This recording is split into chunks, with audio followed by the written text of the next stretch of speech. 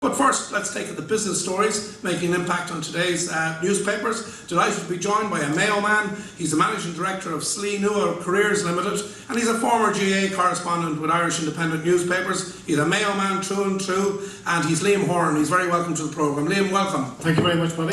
Now, Liam, let's start with the front page of the Independent. Property ladder misery as house prices soar. Front page news. Yes, and I suppose anybody reviewing papers knows that on the radio statistics don't necessarily sit well, so we won't overload people. Right. But some stats, prices are up 14%, but somewhat bizarrely it seems that sales are down 10%. And in fact, Inside Mark Keenan in an analysis piece says that prices may be both rising and falling on the same street. Cue confusion. But the overall, from the property price register, the analysis that Paul Media, the environment editor of the Independent, has done, shows that prices are up 14% nationally, while sales are down 10%. So, and there's a big rise in the sale of million-euro homes as well. So a lot for people to digest in that story today. Just another thing, again, we often talk about, two Irelands, the average house in Dublin costing $344,000 for a 3-bedroom semi.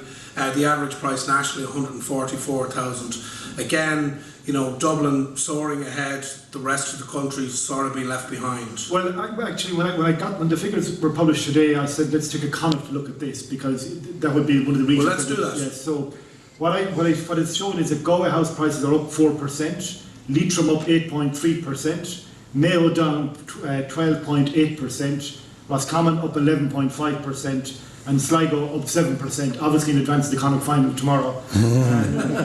But and I am no mathematician, past maths in the Leaving Cert, that shows a 20% increase in Connacht actually. So, right. So that's probably bucks the trend a little bit of previous surveys. So maybe there is a bit of a spread around the country. But I think people who are interested in this, and obviously we all are, should really look at it very closely, because there's a huge volume of information assembled in the Independent today. And it's also, I know it points to supply and demand, but it also points to what people actually want and what people need, and also what people can afford.